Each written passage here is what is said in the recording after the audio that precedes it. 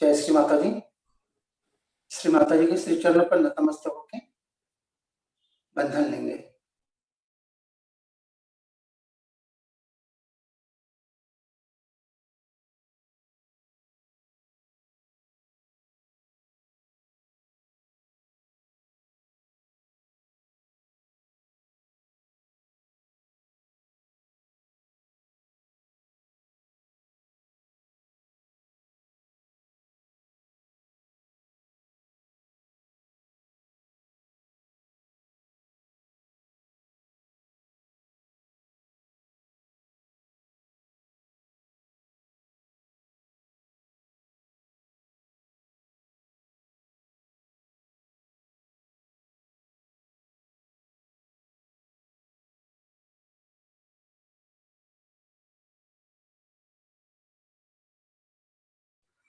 दोनों हाथ श्री माता जी पर चित्त अपना सहस्त्रार में महामंत्र और श्री गणेश मंत्र लेंगे।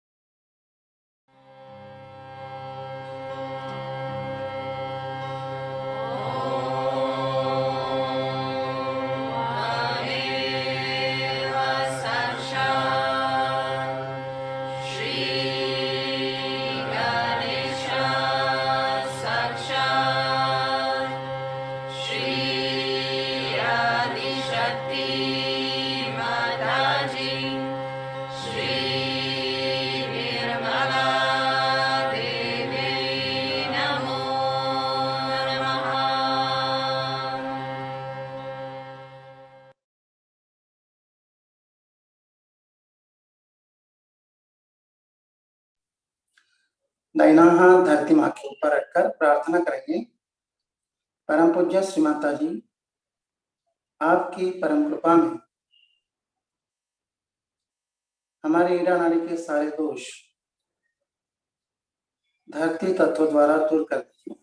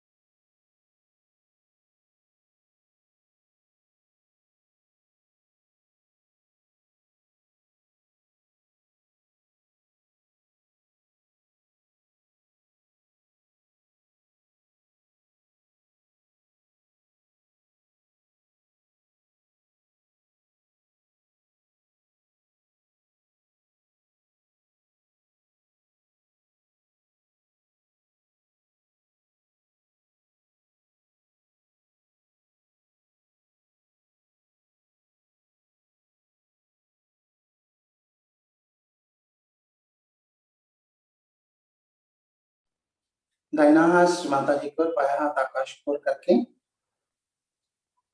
सहस्रार पे प्रार्थना करेंगे। श्री माता जी,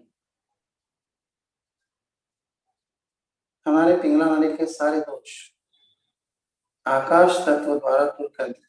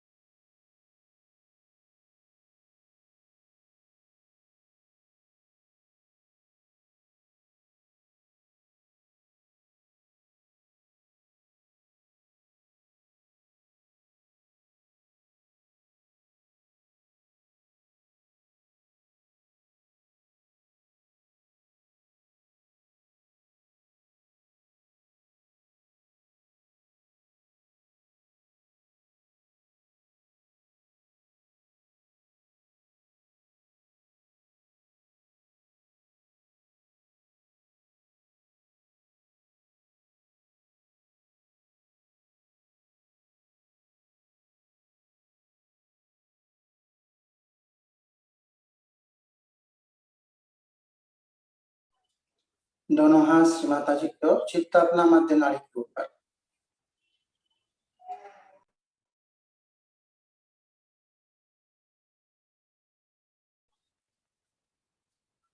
श्री माता जी, हमें संतुलन प्रदान कीजिए।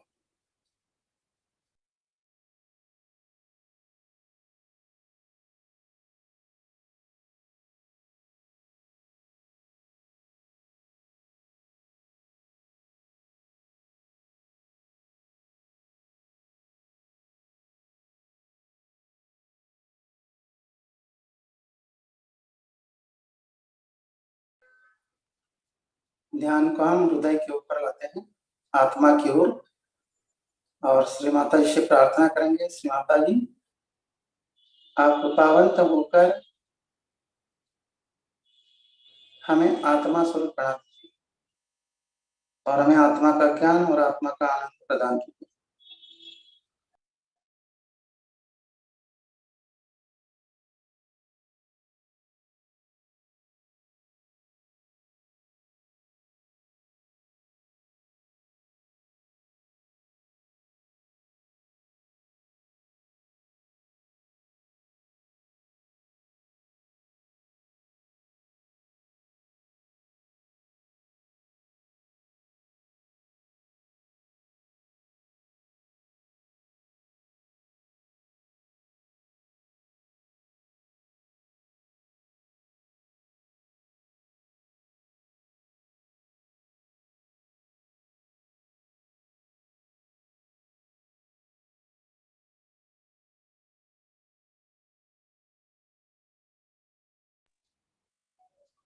चित्त को सहस्रार पे लाके प्रार्थना करेंगे। श्री माता जी, हमें पूर्णतः निर्विचारिता प्रदान कीजिए।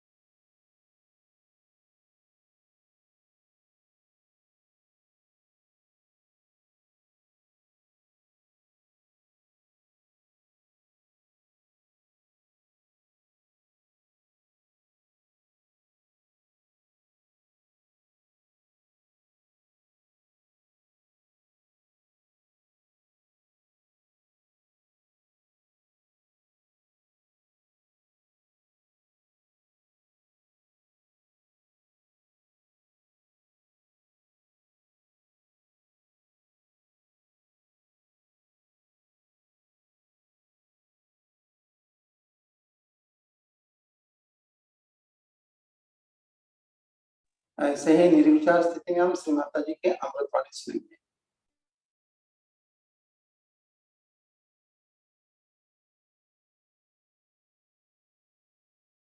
Please sit very comfortably. That's very important.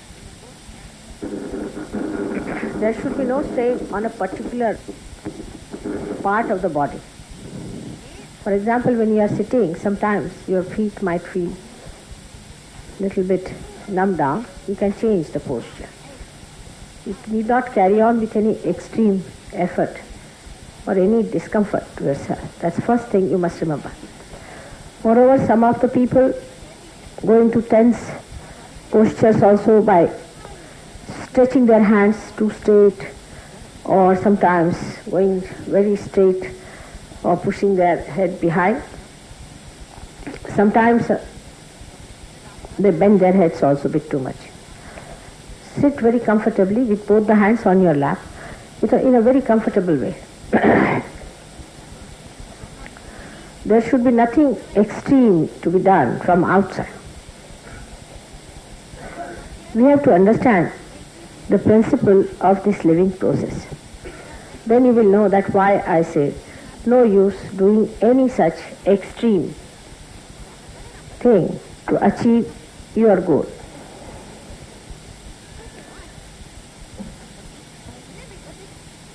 The principle is like this, that this room is all dirty, supposing, or it's in a chaos, or maybe it's in darkness completely. You can't see anything.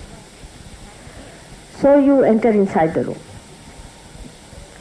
Your goal is to achieve the enlightenment. Some people will say that let us clean the room in darkness, with blindness. You start cleaning your body. You don't know what you're cleaning. So there is no need to bother about cleaning when you are blind. Some people think if you clear your mind before realization, you'll be better off. You have tried all those things, but in doing so, you have gone to extremes. It's all blindness. All your work is done in darkness. There is no enlightenment. You have to get your enlightenment first. This is what I have realized, that unless and until human beings are enlightened, they cannot cleanse themselves properly. They cannot understand Sahaja Yoga. They cannot understand God. They cannot feel their spirit. Nothing is possible unless and until they are enlightened. It is possible, then when you get the enlightenment, you might find that the light is not coming through properly. There's some shaking in the bulb, or maybe there's some shaking in the shade, or maybe that the room is dirty, that you cannot see things clearly, that you cannot see your image in the mirror, your eyes are weak. For all this, you need a bright light. But without getting the light itself, without knowing something about what you have got within yourselves, how are you going to cleanse yourself? Of course the light may be dim, but still you can see what is the problem, what is to be done, what is to be cleared up. That's why enlightenment is the first thing. Now for this, even if you clean the whole room, even if you do all that, you have not done the perfect job. On the contrary, you might break some things, you might spoil some things, you may slip down. Anything can happen in darkness. That's what happens to people when they do any sadhana blindly. After enlightenment, you know your way through, you know how to go about it, and you understand everything. The another myth we have, that if we cleanse our mind, we can achieve our spirituality. You cannot. Even if this room may be clean, unless and until there is light, there cannot be enlightenment. So the main thing is you have to have an enlightenment. I have known people who lead a very clean and a good life. When they get enlightenment, they get it very fast and have it nicely established very easily, and it is there.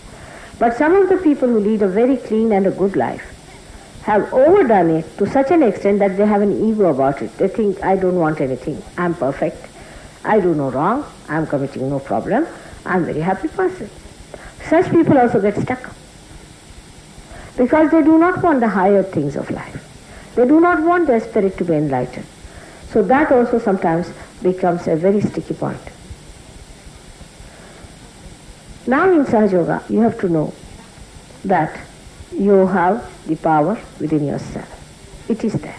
It exists there. And it is to be just awakened. In some people, it takes time to be awakened. In thousands I have seen, it takes no time. The only thing that I would suggest is to keep your mind open, not to become obstinate about things. If you are an obstinate person, the Kundalini is even a greater obstinate thing.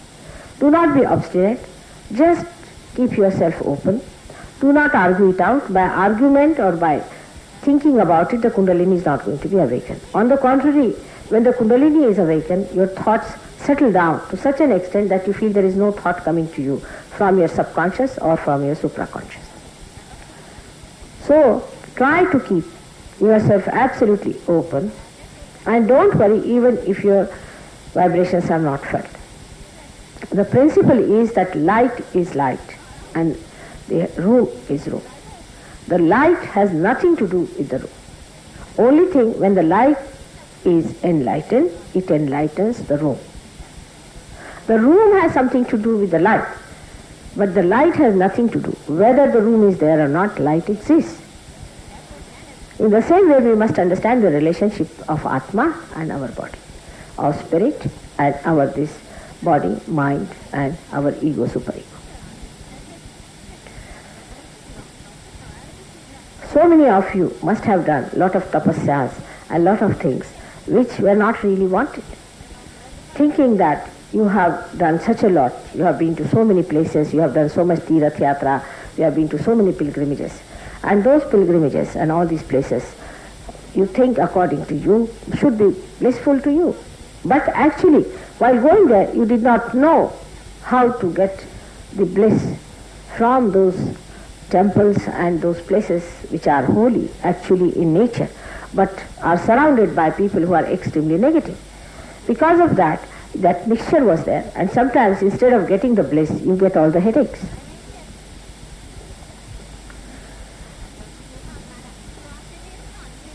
Today we are going to discuss the void.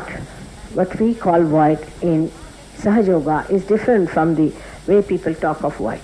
Void is the complete visceral cavity, which is called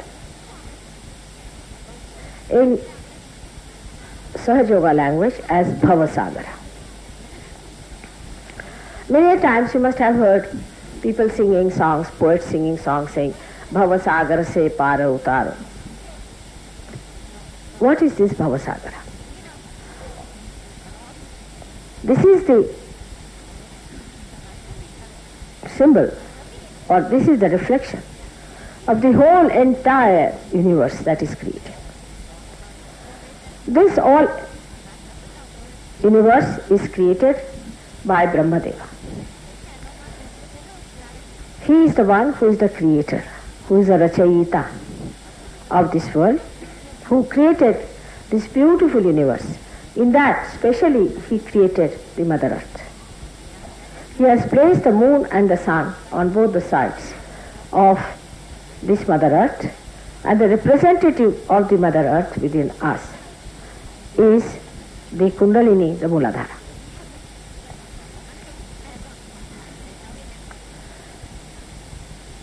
Now this universe exists within us. That is the Bhavasagara.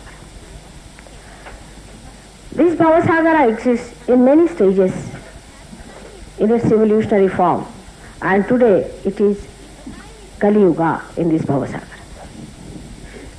I would say it is the dawn of Satya Yuga at the end of Kali Yuga.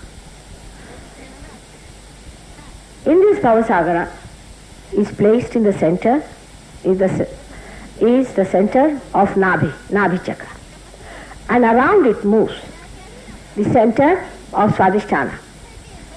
Nabhi Chakra, as you know, is governed by Shri Lakshmi as the power of Shri Vishnu. And the Swadhisthana moves around it, which delimits our own personality and which creates all these different stars within us, or the planets within us. In these spaces, void, are born the incarnations of the primordial master, who is called as the Tatraya. The Tatraya is the innocence of Shiva, of vibrations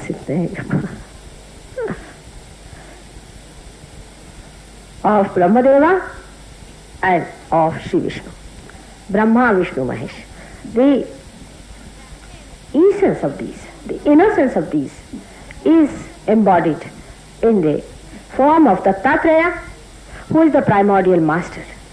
So these masters who are born on this earth are innocence at its best, all integrated together. These masters have incarnated on this earth mainly 10 times, but there have been many other incarnations also. There have been repetitions just to correct themselves. As I told you yesterday, that Muhammad Sahib and Nanaka are both the same personalities of Dattatreya. The instance is given in the life of Guru Nanaka.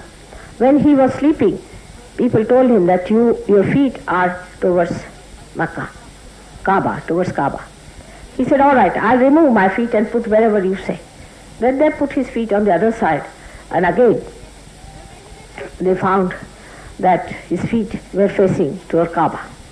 Then he said, now tell me the place where there is no Kaaba, I'll put my feet.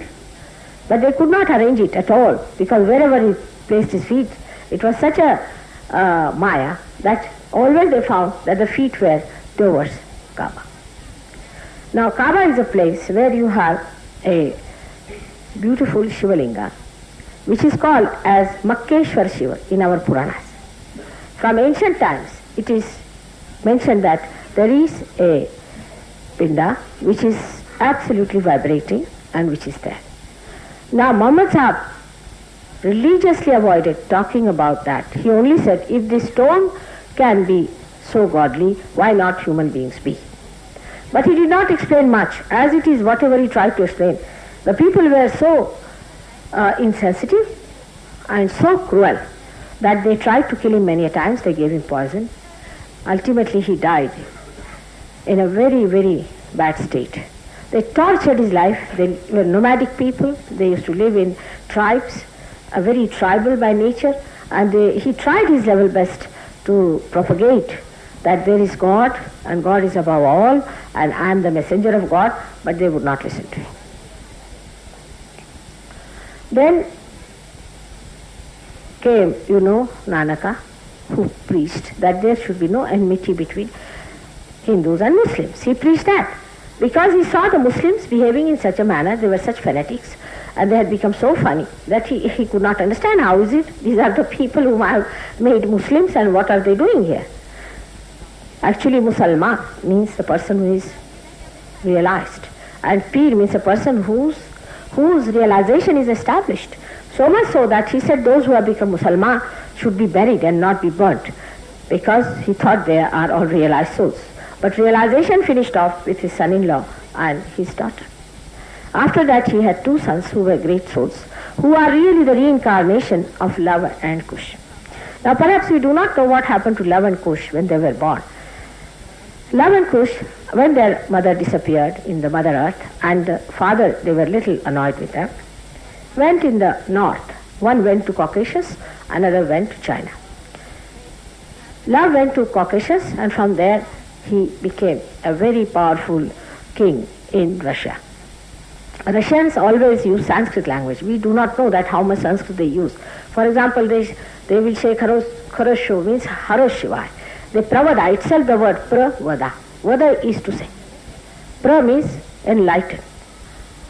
You see their language is full of Sanskrit words. Practically it is absolutely based on Sanskrit. And you say Slav people, Slav, so love, Slav. Love ruled there for years together, and about 400 years back his very distant descendants flew away from there, went to Iran, where there's a goddess Hindolika's temple is there, which is all described in the Puranas, where they used to worship goddess Hindolika. From there they came down and spread all over. It's a big story. Then Kush went to China. That's how you have Kushan in China. And Chinese language is very much near Sanskrit and quite close to Marathi language. It's most surprising. If you hear them talking, for example, they say Mao Tse-tung. Tse is only in Marathi language they use this word Tse. We never say in Hindi Tse, or in any other language you won't find it, but only in Chinese and in Marathi language they have this word Tse. It's very interesting to see how the spirituality spread into these countries and then how it died out.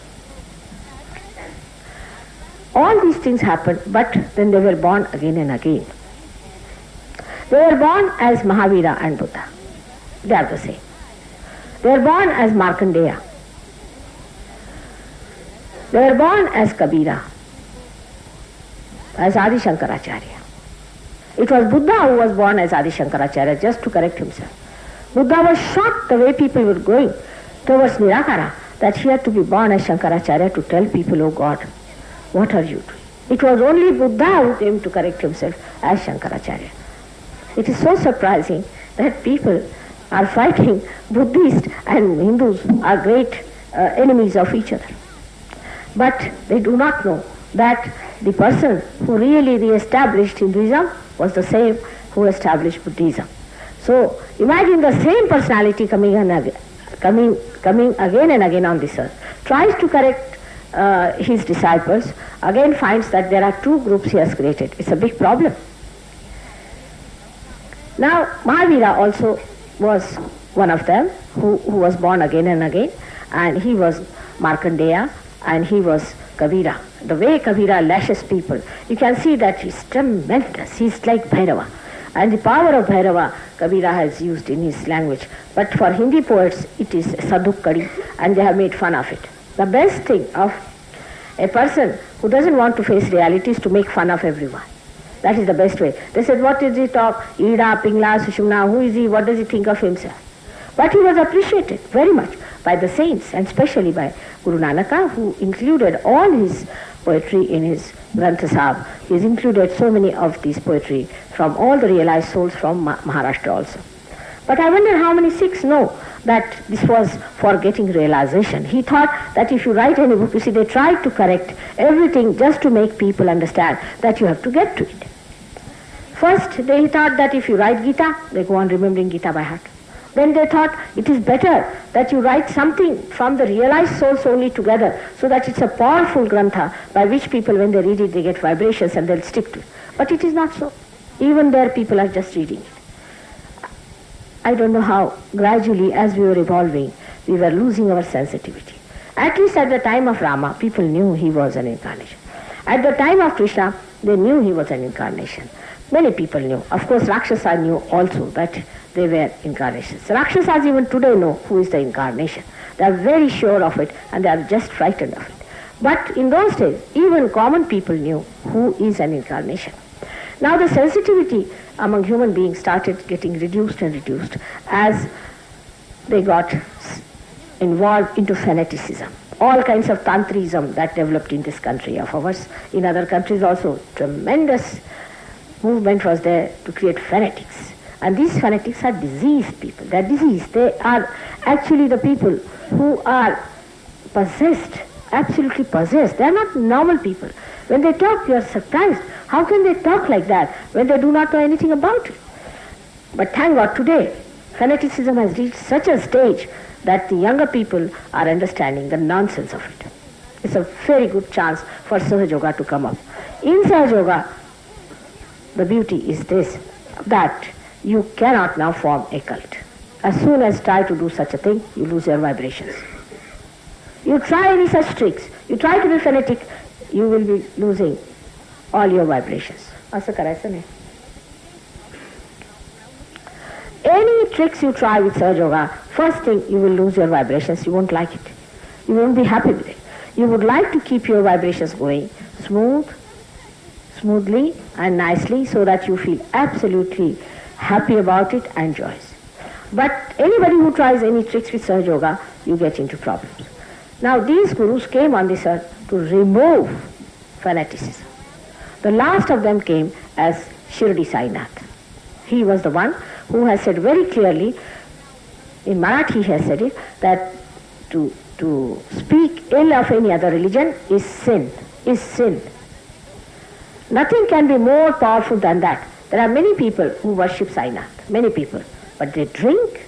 He was against drinking. All of them were against drinking. Why they were against drinking? Because the awareness is spread in your void. The awareness, the chitta, the attention is in your void and is nourished by your liver. The liver takes out all the poison from your awareness due to bad health, due to bad mind, due to anything from bad effects or negativity, and then it clears out, as I told you yesterday. So this awareness within us gets, you know that our awareness, human awareness, goes down through drinking. These people preach that you should not drink. I mean, the one thing they all preach together, that you should not drink. At the time of Muhammad Sahib, there was no smoking. So Guru Nanak also, at this time he found people smoking with big hookahs. He said, now for heaven's sake, do not smoke. Because they said, you just said that don't drink, so we will smoke now. Like in England, people say, what's wrong in drugs? So drugs were not opposed by any saints. So we can take drugs. So it is in my lot to tell them now drugs are the same. Anything that goes against awareness is not good. I mean, it is not something that they have said no because they were mad people. Whatever they said because it was the truth. If you take drinks of any kind, alcoholics or any this kind, anything that takes you away from your awareness is wrong, because your awareness is to be enlightened. As it is, your awareness is like that. And on top of that, if this awareness is to be enlightened and is full of alcoholism, how to raise it? How to do it? But these days, to talk against alcoholism, one person asked me, Mother, are you going to be the minister of prohibition? I mean, it is impossible to talk to people about anything sensible. Even in a party you go, they'll say, why don't you drink? You should drink. It's such a great thing. You have missed such a lot in your life. I said, Baba, I'm drunk from my childhood. Don't give me anything. I don't need it. No, they'll go on forcing. You must drink. You should see this is a special thing, that is thing and all that. They have no shame about it. No shame. They think they're trying to be nice. And you tell them, even once if you say, why do you drink? Gone. You are the gone case. You have no manners. You are most unmannerly person. How dare you say such a thing to anyone? Look at these human beings. Such madcaps, I don't know how to deal with them. They think that they should be told, all right, go ahead, drink, kill yourself. How can any saint allow you to drink? Tell me when they know that it goes against your awareness. Of course, these thugs will say, all right, drink as much as you like. Do what you please. You have 10 wives or you do what you please. Only give me your purse to me. Because that is their interest in you. They are only interested in your purse, how much money you have got in your purse, what job you are doing. Or at the most they can be liaison officers saying that already give job to my son or give job to someone. One has to understand that saint is not afraid of anyone. He cannot be. It's a fearless entity, absolutely fearless. It's not afraid of anyone because it is standing on truth. Truth itself gives you that strength to say the truth. But I've learned certain lessons in my past lives that human beings don't like truth. Don't tell them. If you tell them, they'll crucify you immediately. You have to go round and round and put them into problems so that they come round. If you tell them straightforward, don't do something, they will put you, people may crucify me after some time if I tell them don't drink. It is that bad these days. The drinking in England is so bad now that Englishman who used to drink so little, is now nothing but a bottle. Since morning he starts it. In third generation you go down. What about our Indians who have gone there? Even the Sikhs who are told not to drink more than Scotch people can drink. It's a shameful thing, and they'll fight that we'll not put a helmet on our head to save our heads from going on a motorbike. Is it written in any Granth Sahib like this to be so foolish and stupid? But they'll fight for that, but not fight for this, that no Sikh should drink. If you are wearing that pagdi, you have no business to drink. They don't think that the essence of religion is more important than all these nonsensical things that you think you are doing. Such a great religion, Islam, such a great religion is Sikhism, such a great religion is Hinduism, such a great religion is Christianity. Everything gone to dogs because the dogs have come into it. They have no sense of proportion. They do not know how to respect their gurus in the right way, putting the gurus in their heart and in their behavior. That's all they should have done. They should have just obeyed their gurus. There was no need to stand on your heads and take mantras from these thugs, paying them money. There was no need at all to do all these things. But no, they thought, if here we are doing black market money, let us build some big temples. So they are great Hindus, big temples are built here, black market money going on. Here they are killing so many people, the Muslims, so they must say that we are doing it in the name of God. Very nice. Well, Muhammad Sahib has talked of nothing but Rahmat and Rahim. All the time Rahmat and Rahim he has talked of. See, they were about to kill him every moment wherever he went. It was such a dangerous situation, so precariously he was living, and he had to defend himself. So now, we have to defend ourselves from these people instead of these people defending themselves. It's not in defense. It is in aggression. These people are killing others and they think they are doing a great, very great service to the people. Then the Christians, they are one of the worst fanatics. Worst fanatics are the Christians.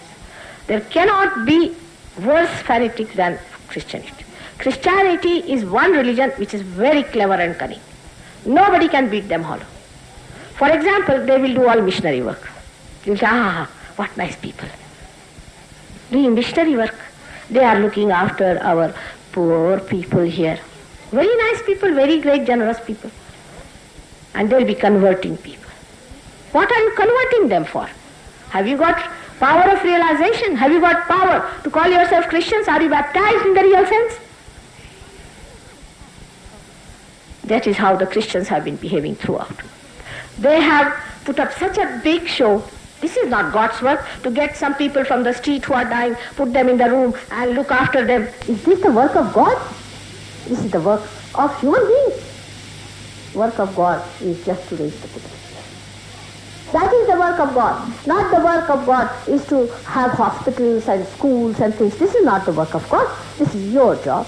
This is your doing. But they are taking the name of God to earn money. In the name of God, give me money. Such beggars, I tell you, of the first waters. Begging a man who believes in God will never do. Why to beg? Why to ask for money? On the street they will stand. Nowadays our Hare Rama Hare Krishna is in Oxford Street and beg money in the name of God. Can there be greater sinners than these who beg in the name of God and get money from others and live on other people's money all the time like parasites? This is they have done out of religion or ritualism. Go to the temple. There's a priest standing there. He gives you ghanta. He makes something, puts something on your head. God knows he spoils the Laga Chakra, what he does. And you think, oh, I've been to this temple, I've been to that temple, I've been to this Tirath and that Tirath and that Tirath. And I've been a very religious man. I tell you, these extreme ideas about God has really blinded us completely from reality. If you want the reality, you must know that God is to be found within your heart and not in those places. Once you have found it in your heart, then you will know where is the real God, in which temple, and how to approach it. Now, if I ask you, in Delhi, how many temples are really Jagrut, except for Sahajogis? Nobody can. You see a stone? Namaste. Another stone might have been brought from some bathroom. Namaste. Is that a real Jagrut one? It is said in the Bible that whatever is produced, created by Mother Earth and by the sky, should not be reproduced. Now what is that created? What is that created by Mother Earth? We Indians know. These are the Jagrut deities, which are created by Mother Earth. These are the Jagrut deities, and that is to be worshipped.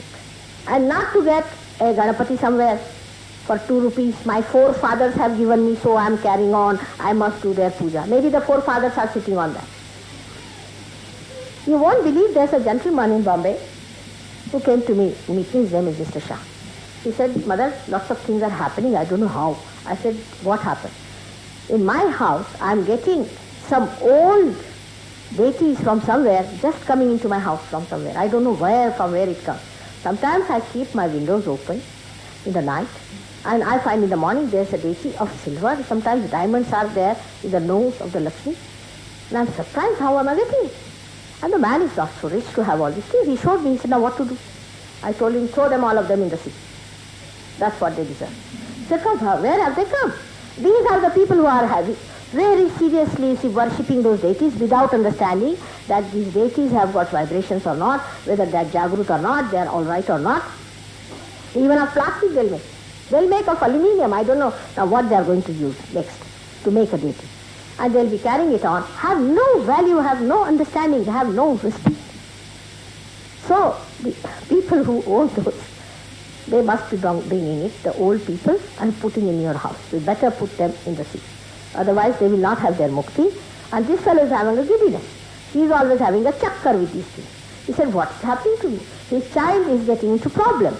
His wife has run away from the house. All kinds of problems coming up. He lost all his money. Every sort of problem coming up, and this date is coming in. He said, should I sell them and get some money out of it? I said, please do not do it. To whomsoever you will sell, you will sell all Ashubha. These are coming by some dead person using this Bhanamati, they are bringing this down here. But there were, he told me, thousands of people wanting just to touch the feet of these bhutas. They thought such a bhoot cannot bring these deities. And that was the God who is coming in the form. It's in the thing was written also, made in near Mumbai Devi and this and that. You mean God is sitting there and making those statues?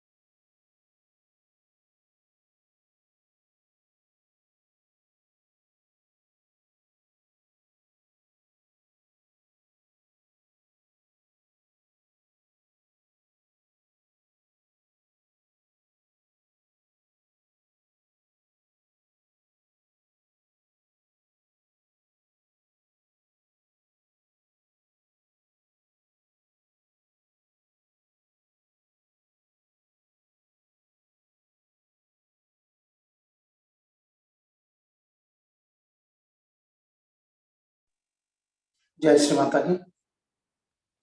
Shri Mata जी को धन्यवाद करते हैं आज के इस evening meditation के लिए। श्री माता जी आपको कोटि कोटि नमन, कोटि कोटि नमन। श्री माँ के श्री चरणों पर फिर से नतमस्तक होकर हम बंधन लेंगे। जय श्री माता जी।